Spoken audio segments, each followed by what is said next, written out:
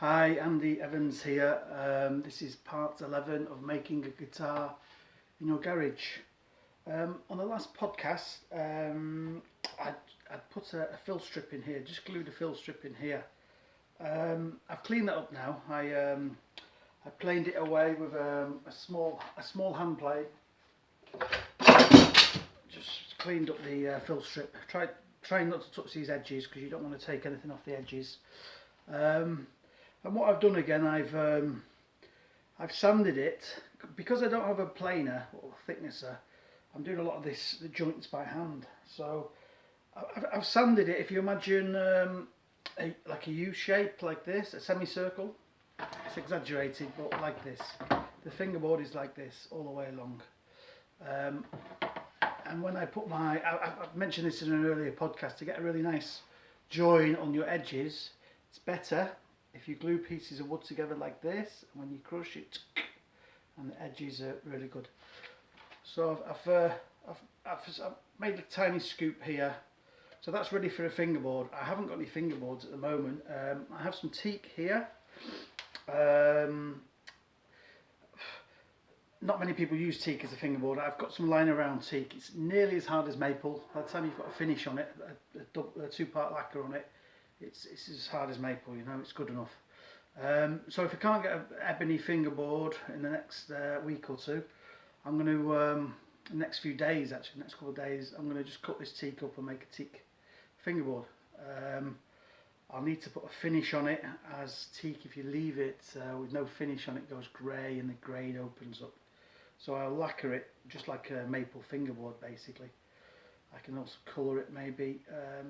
I quite like the idea of a Rickenbacker type colour, you know, the red colour fingerboard lacquered. So I'm probably going to do that. So I'm going to put this to the side for the mo until I've sorted the fingerboard out. The next thing I want to talk about is routing pickup cavities. There's a couple of ways to make first you need a template, and there's a couple of ways to make a template for a pickup. The first way is to do it by hand. Get a pickup like this. This is an EMG 89X. I've made a wooden surround for it. So if you measure the actual pickup, not the surround, it's 38mm wide by 70mm long, and then you've got these little pieces, lugs where the screws go on. So the way I did it, I drew around this here.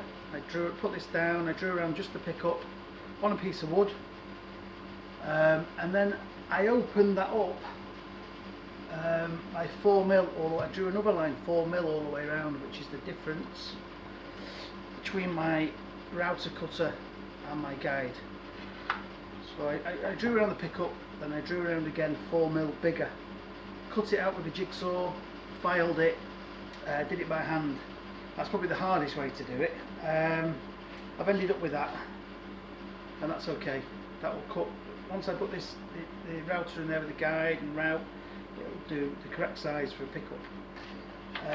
The other way to make a pattern for this is have a guitar with a humbucker hole in it, screw a piece of wood onto it, a template, just drill a hole through where the pickup is, and then you need a following bit on a router with the bit has a bearing on the end, and that follows whatever you're trying to follow. Basically, you plunge that into the cavity where the humbucker is, and the bearing would follow the cavity, and the top bit would cut your template, and then you'd have an exact replica of the hole.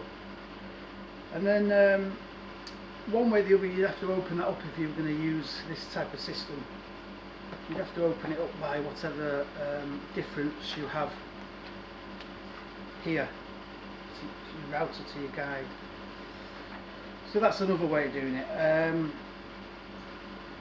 Some people use, instead of using these guides here, as you can see that, instead of using a guide, they use a router with a bearing on it at the top, a small one. But you can't really plunge with that, and I prefer to do it this way because I know it's safe. That guy cannot dig in anywhere. You can just route. It's quite simple to do. So that's my pickup. I'll just come a bit closer. That's my pickup template here that I've made. I've already routed a couple of holes out, a couple of pickup holes. They're a bit close together, but it's okay because I'm using a 24 fret Gibson long scale. So the bridge is going to go here, 644.5 millimeters from the saddles of the bridge to the nut. I think the next one I'll make of this guitar, I'll sink the neck in just a little bit more, about 5mm more, and then this will be a bit further back and I'll have a little more space between these. But it's okay, you've got access to the final frets here, which is very good, so I'm quite happy with that. I've also marked out some holes. I've drilled some holes where I'm going to put the controls. So I'm going to have my glasses on.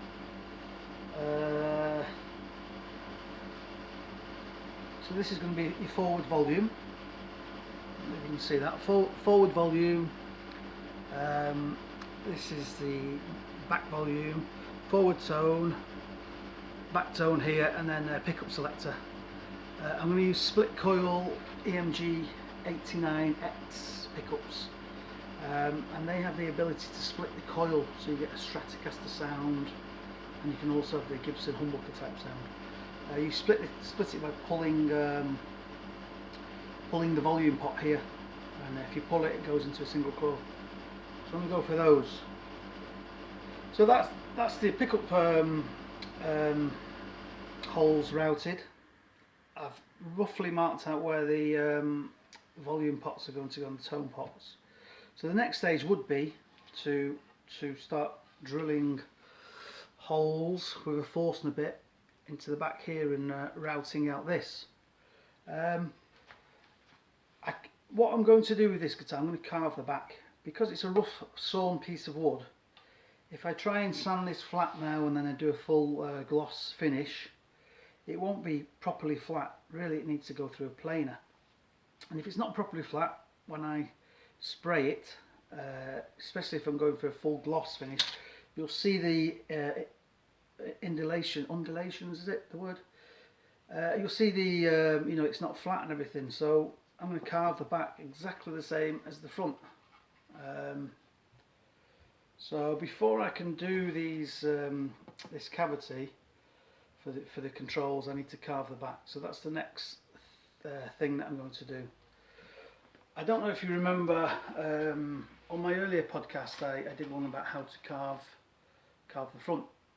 I found the easiest way is to I'm going to carve the back actually, but how to carve it, the easiest way is using a router, plunge router. I'm going to go down 15mm just around this edge here, about 10mm in like this, 15mm all the way around up to about here, stop here. Then I'm going to move in a little to about 20mm in, and I'm going to plunge about 8mm like this all the way around again with the router. Then I'm going to go in about 35-40mm.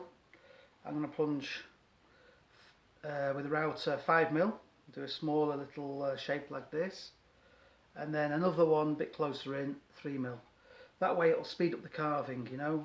Do the carving with hand plane and a rasp, finish off with a foam backed orbital sander, random sander. So I'm going to make a carbon copy of the front, carve onto the back. After I've done that, then I'm going to start routing all this out here. I'll show you how to do that once I've carved the back. So that's it really for this podcast. So stay tuned. Today I'm going to carve the back now, and the next podcast I'll be routing out the control panels. Alright, see you next time.